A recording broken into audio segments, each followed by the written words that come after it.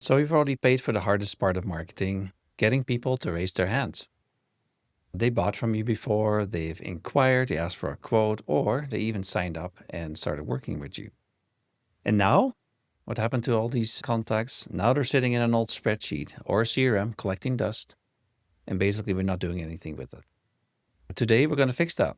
We're going to look at reactivating past clients and leads because it's usually faster, cheaper, and easier than chasing strangers. So, welcome to the Marketing Minute Podcast. I'm Peter DeWitt, and with me today is Tyler Pearson, our copywriter and digital marketing expert. Welcome, Tyler. Hi, Peter. Thanks for coming out. So today we're going to talk about client reactivation, like why it matters and how to do it. Right. Specifically, how to wake up that old email list that you have and turn it back into real conversations. And hopefully those conversations drive conversions. Absolutely. So if you're listening and thinking, yeah, I have a list and I always wanted to go back to it, but I never did. And I don't know what to say. And how do I approach this whole topic? It sounds really good, but how do I actually do it? So today we're going to talk about that. So this episode is for you if that's on your mind today. So Tyler, let's start with the question most business owners ask first. Okay, I have a list. And if you've been around in business for any length of time, you probably have a list of past customers and people that you've talked to. So where do I start?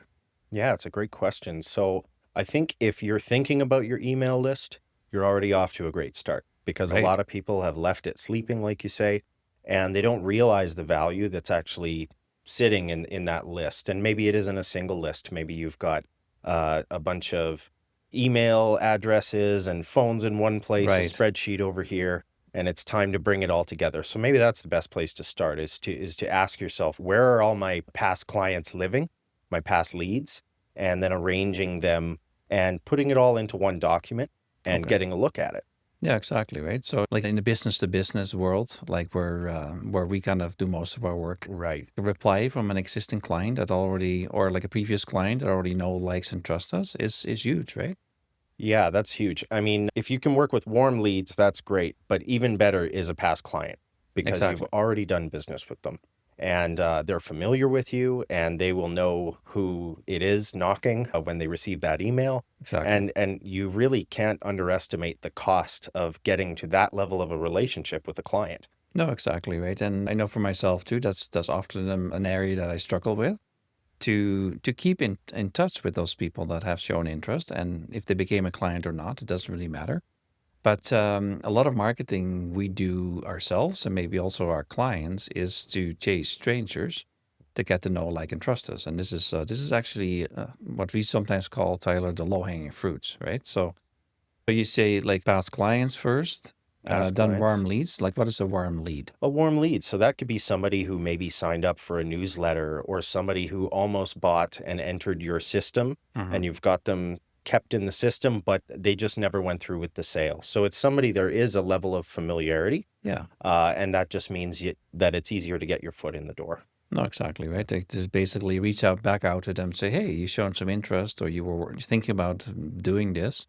Where are you at with that?" Right, like very low profile, basically touching base with people. And I think nowadays, with a lot of digital sales outreach, the personal touch oftentimes gets forgotten. Correct? Absolutely. I mean, we've even heard it recently, this idea of a trust recession, that Right. people are losing trust in most companies and their digital Yeah. approaches, their Yeah. marketing approaches. And when there's some familiarity there, you're kind of ahead of the curve with your clients. No, I know, and then we all, I think, could agree that that personal touch and personal relationships are only going to be more important because people are craving Absolutely. for connection with other people, Yeah. and digital only gets you that far, right? Yeah, So that's right. yeah, okay. So past clients, warm leads, and then cold leads. So cold leads are basically what they are, right? They've shown some interest. Maybe you're not the right fit for them. Like would you describe a cold lead? Yeah, a cold lead is basically they never really initiated the process, but you've got their information for some reason. Right. So when we're looking at those old lists and we're putting things together, that's time to evaluate Mhm. and just maybe go through and say, if this doesn't throw up any flags, it's not a duplicate or a typo. It's not totally a bad fit. No, then let's keep it in the list and maybe it will be of use. But well, exactly, right? Because there's so many reasons why they didn't become a client. Price is sometimes a factor, right? Let's right. be honest. Yep. But also sometimes it's just the timing. The timing wasn't right. They were Yep. interested, but they've decided to go a different direction. So Yeah. yeah, so that's really good. So it's almost like if cold calling a stranger, right? Believe it Yeah. or not, I get at least 10 or 15 calls a day Yeah. We from get a people lot. that I have absolutely no idea who they are. So how does that make me feel? Well, first of all, I don't really answer many of them because it's just that, right? So that's kind of like the cold leads, but the warm leads is an existing client that we go out and say, hey, we have some new options for you, a new product, new service, and you already know that they are probably looking for that product. So we're talking about email marketing, right? Yeah. Email That's reactivation. So correct. Yeah. before we even send our first email, what do we need to do? Like, do we need to clean up the list, and how do we get permission? Like, how does it all work legally? Because there's some legal ramifications of contacting people. Yeah, absolutely. So it is very much even though these leads may be warm, that they may be familiar with you, you want to respect them. Hmm. You don't want to be annoying, you don't want to break the law, and you want to make sure that you're staying respectful of their space and Yes. time. Yeah. And so part of that is making sure that when you initiate an email campaign, that you are letting them know who you are and why you're doing this. Do a reintroduce yourself. Another thing you want to focus on is probably building in some sort of opt-out system so that Right. it's Right. very easy for them to unsubscribe so that they don't have to receive these emails anymore if they don't want to. Exactly. And that's required by law, correct? It is, yeah, it's required by law, but it's impressive how rare it is. Yeah, well, yeah, like I think legitimate companies that do email marketing, generally speaking, have taken care of it. But Yeah, there's still a fair number of emails that come in unsolicited, and sometimes I feel if you click on the unsubscribe button, you're only going to get more emails from them. that's right. Yeah. So we don't want that do that. So how do you get that permission done? Because that's basically what the law requires, right? For somebody to get onto your list. Talk a little bit about that. Like, what are the requirements that the business owners need to think about? Right. So generally, the reason that they would have been on the list in the first place is that they signed up for something like a newsletter or through some sort of chain. And that would generally have an acceptance, some sort of Yeah, contract that takes yeah, place when you agree to receive those notifications. hmm, If you're reaching out cold to these former clients, you need to inform them yeah. that this is You the need to nature. be yeah. So technically, you have the right to communicate with them because in Canada, anyway, for listeners in the U.S., it's slightly different depending on the state you're Right. in. Yeah. Where in Canada, we have something called implied consent, Mm. which basically means if I contact a business for an inquiry or phone or email or however I contact this business has to have a way to get back to me. And that's basically what implied consent means. Now, it's always a good idea to actually put it more formalized, right? Have a bit of a process, like you said. So, yeah. So, what about cleanup? Do we need to, so like once people take all these different lists they have from their Outlook, maybe some of them are in the accounting system, maybe others live in different lists. Like, what's your recommendation for the first step there? Yeah, absolutely. So you probably want to make a spreadsheet that is going to make it easy for you to arrange these clients or these addresses so that you can sift through things like duplicates and, like I mentioned, typos. But as well, you probably don't need to be sending marketing emails to accounts receivable or things like Right, right. info ats Yeah, for websites. yeah. So yeah, it's just important to kind of have an idea of what you don't want to be including and go in and be able to categorize those and remove them in a way that isn't too painstaking. No, exactly, right. Okay. So we have a cleaned up list here. Our list is ready. Now the question comes that everybody dreads. What do I actually say? Because that's oftentimes where people get Yeah. stalled in their tracks. What would you tell them, like especially that very first email, but Right. then also some follow up emails? Yeah. What are some of the things that we should say? Absolutely. So I think the main thing is to think of what an email actually is. It's a letter to somebody. Yeah. In the old world, that's you would write somebody a letter, and generally they would be personalized. Hmm. And so we don't want caps locks, all caps in the subject lines. We want to be we don't want to be sending out spam. No, exactly. Yeah, Yeah. and so part of that is let's frame it as a personalized letter to And this which it is, recipient. right? Like it's like we're trying to re-engage a conversation. We're not selling anything, right? Absolutely. It's not a But coupon book or okay. Yeah. some sort of promotion Yeah. No. necessarily. Those can come down the road, Yeah. but Yeah. that's So not out of first the we beginning. first we need to kind of sanitize this list. And from our experience, oftentimes when you send out a first email, if you haven't emailed your list for a while, Hmm. you can expect a higher rate of unsubscribes, correct? Absolutely. Just Yeah. because they've moved on to a different direction, or Yeah. they're no longer interested, and that's sometimes painful for small business owners, right? Like, or why does Tyler unsubscribe to my email newsletter? But you know what? It works both ways. It's a good thing because we don't want to pester somebody that's not interested. We'd Absolutely. much rather them letting us know. Yeah. And then for yourself as well, like you just need to get only the information that you're looking for. So Yeah, absolutely. It's a good indicator that your unsubscribe function is working, yeah, and yeah. it's the courteous thing to do. Yeah. So what are some of the other things? Like so reintroduction, restart that conversation Absolutely. in a very natural way.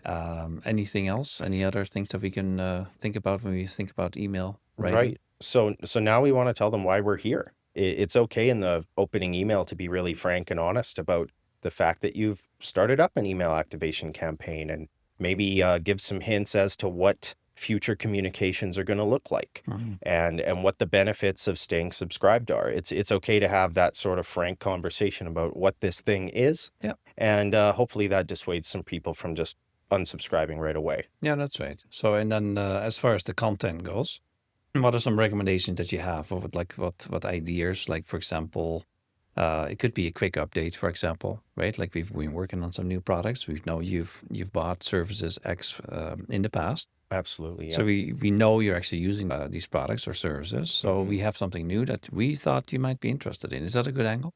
I think that's a great angle.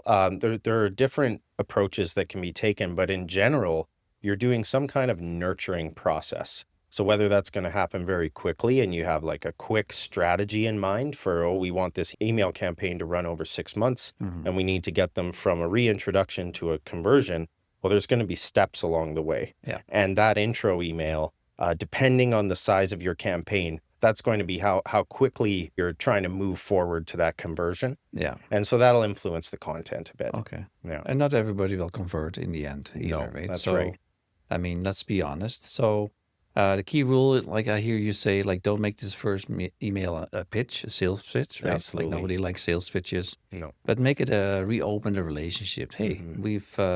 we've rubbed shoulders in the past. Right. Anything we can do to kind of rekindle that relationship. Yeah. Yeah. And that's very, very important because yeah, like as soon as you get on this too aggressively and say, hey, like buy my stuff, people are gonna unsubscribe because they first of all they don't have the context, but also they don't want to be sold to. So that's really something really important to keep in mind. Absolutely. So now we have our list, we have our first email, our reintroduction email that is carefully crafted. Um, Now the next thing is like what are some of the that you said earlier there's more than one email in the sequence, right? Like what are some of the next steps that we should take?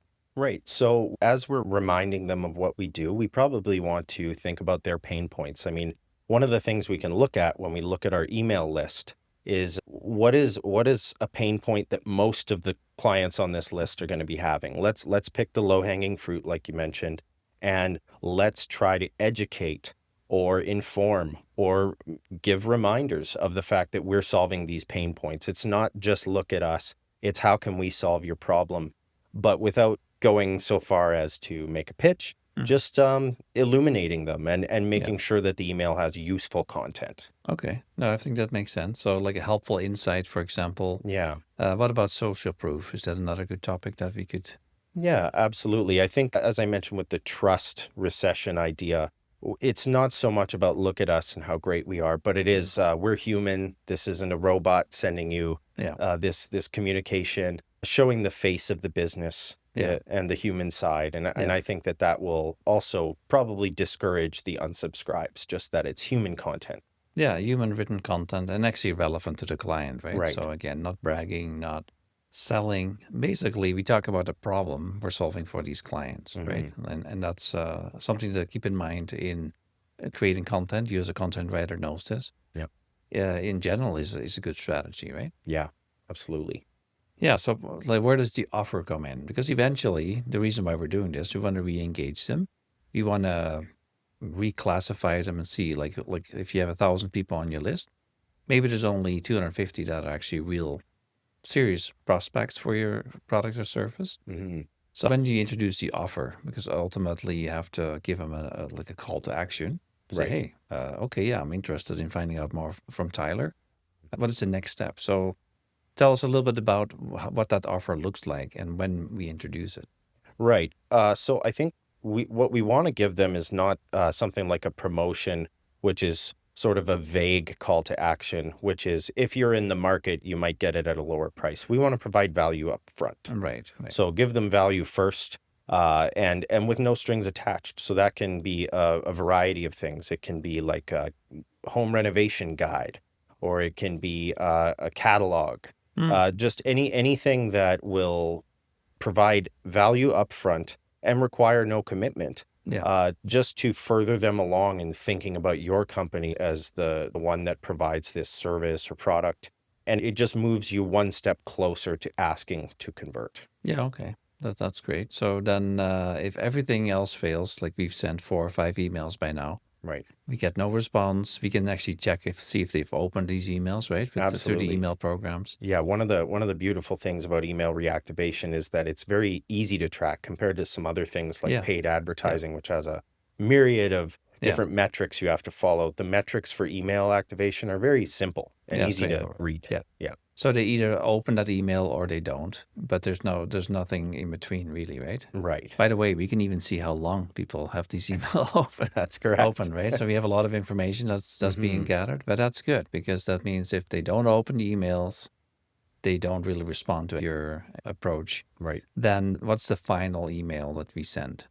Like it's kind of like a relationship, right? Like the breakup email. Like what does that look like? The breakup email. So yeah, I think the breakup email's job is to make that one last concerted, well-crafted pitch, and then to let them know that you respect their time, you respect the nature of this relationship, and that they can now unsubscribe Yeah. or Yeah. terminate that communication. And we're still going to be friends. And you know what? You don't necessarily have to delete this contact either. You can still leave it in your database, right? Right. But you just, you're not going to focus on this.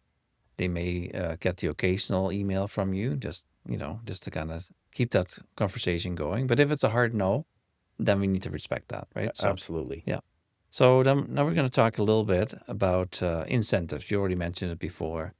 Does it make sense to basically, sweeten the pie a little bit and say, hey, if you do a certain thing, then we're going to get you 20% off? How do you feel about the approach of something like that? I can understand that approach, and for some industries, maybe that's sort of the norm. But I think for like business to business, like we deal with a lot, these relationships are not merely transactional.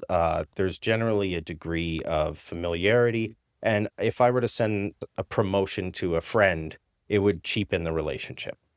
So that's kind of the way we think of that, is we'd rather stay on the side of being sincere and Yeah, genuine with our offer than cheapening it and making it seem transactional, because then it does veer into the spam exactly. It's about side. it's about the money then, right? Yeah. In that case. Yeah, no, that makes sense. So what are some alternatives? Like if it's not a special offer or like a discount or a monetary reward, like what are some of the other things? And I think you've already alluded to it, but what are some of the other things that we can offer people in that email communication? Absolutely. So I think like things that you can have fun building out, like price estimators or maybe audits. Right, right. If part of the pain point that you're solving is like you deal in the technical field and it's quite a complex problem, if you can do the first step of that problem for them and give them a better idea of what their problem is, Yeah, that exists across industries, and it's extremely useful. And it also is that first foot in the door on your side without directly asking for that. yeah, exactly, right. So it could be like diagnostic, it could be a 20 minutes free consultation, right? Right. We have them a lot. There's a lot of people that come to the door that are some of them become clients, but there's also a percentage that doesn't become clients. So just offering them that, hey, we don't know, you're unsure if we're a good fit for you, but why don't we have a 20-minute conversation? And if nothing else, you'll get some value out of it, right? Right. Yeah, checklists, resources, all those things are. We're not, and again, remember, we're not selling anything to them. We're actually Nope. giving this away for free, Yeah, right? And people, if it's good enough information, then it's appreciated, and absolutely. people want to return the favor, generally speaking. So that's how that works. But yeah, overall, I hear you say really, really take it. Stay focused on the problem that you're solving and offer to help them solve that problem, even for free, Absolutely. more or less, right? Yeah. So my last question here then is, okay, we've done all these steps. So how do I know if it's working? Okay, so I've set up my list. I've set out some of these emails. That's the most important metric, I guess, to Right. find out if this campaign is working. Yeah. So I think most business owners understand certain metrics that they want to see, Yeah. whether it's their profit margin or their turnover rate. There's a few key numbers that you've got in your head that even if you don't like numbers, those are the ones you've kind of you've learned, and they're always in your mind. Yeah. And for email campaigns, that would be your open rate, Okay. right? So if we send 100 emails, we want to see 25 to 40 opens. Okay. 25 to 40%. Yeah. That is an industry standard. If you're below that number, it means you're probably doing something wrong. But like I say, that data is easy to get. So Yeah, the numbers are what they are. Yeah. they are what they are. And then the other would be the reply rate, which is they've opened it and we have some tracking set up so that you can see who has either clicked to go further into the website, or they've maybe called you or emailed you back directly. All of those are easily tracked with modern systems. Yeah. And you want to be around 2 to 5%. Okay. So those are the numbers, right? Yeah. Yeah. Well, that's Yeah. important too, right? Because like even doesn't seem like a lot to me, like 5% reply rate. But you know what? Again, on 100 emails, that is a significant opportunity for selling our services, right? Because we've identified the people that are actually close to making the decision to buy, Right. and now we're right in front of them, talking to them Yeah. in a non-threatening way. But just I think that's really good. And of course, it really depends on your industry a little bit too. Absolutely. Yeah. People are definitely careful what they open these days, but we still feel that because now you're getting into the inbox of somebody, of your potential client, which is a huge victory, right? Because there's no Yeah. other marketing channel that actually is so personal and so close by. Because I guarantee 99.9% of the people that you're trying to sell to will have an email, and they will check it regularly, if Yeah. not constantly, right? So Well, and that's why it's very important to come across legitimately from the get-go, like I mentioned, with subject lines and personalizing your emails, because trust is low. And if it's not clear right off the bat that you are who you say you are, and you're coming at them, with Yeah. good intentions, Yeah. then they probably won't stay. no, exactly, right? So it's a bit of a mindset shift, I guess. Like you're not running a mass consumer promotion. You're restarting a handful of real business relationships. And I Right. can't emphasize enough the difference between transactional thinking and relational thinking. Right. Transaction, just, okay, let's make the sale. And that's in a lot of people's mind. I think that's kind of how they think about sales. It's transactional. I'm a transaction and I'm a person. Right. But really, what people crave is the relationship of trust with a provider for whatever service they need. So, thanks, Tyler. Any final things that we you want to add? Anything we overlooked? I think, if for my breakup email here, I would say that the last thing to think about is the value of an email campaign compared to other forms of marketing. There's no other form of marketing where you're speaking to a previous or warm client, a relationship that costs a ton of money to build in the Yeah. first place, Yeah. and you are able to get in their ear and create a lasting message and build a relationship again. Yeah. So in other words, like a lot of businesses, we sit on a gold mine of contacts that are basically neglected, Yeah. and we're chasing new people to get to know, like, and trust us. Whereas right under our nose, there's a list that we could use, So yeah, I totally agree. I think when we've done this for clients, has been very effective Yeah. if you do it the right way. And that's of course with everything. You need to make sure that you do things right. So well, thank you so much, Tyler, Yeah, for absolutely. joining me today, and thank you for tuning into the Marketing Minute. If you got an old list sitting around, hopefully just giving you some ideas or a clear game plan, who to reach out first, and exactly what to do step by step. The bottom line is your best leads are often the ones who already know, like, and trust you. Don't let them go gold forever. So once your reactivation campaign wraps up, don't let it go quiet again, right? Like Yeah. now we actually have ramped it up so we can actually continue that conversation. I think that's really important as well. Mhm. And, a rhythm of maybe one email a month, even, or 2 or 4 emails, depending on your business and what you're trying to achieve, Mhm. could do miracles for your business. Yeah. So if you need help and have questions about any of this, make sure to reach out to our team here at Edge Marketing. You can find us online, edgemarketing.ca, of course, on all the social channels. And subscribe to this podcast so you don't miss any future topics that we're going to talk about. More real marketing insights built specifically for small business owners like you. Until then, keep marketing forward.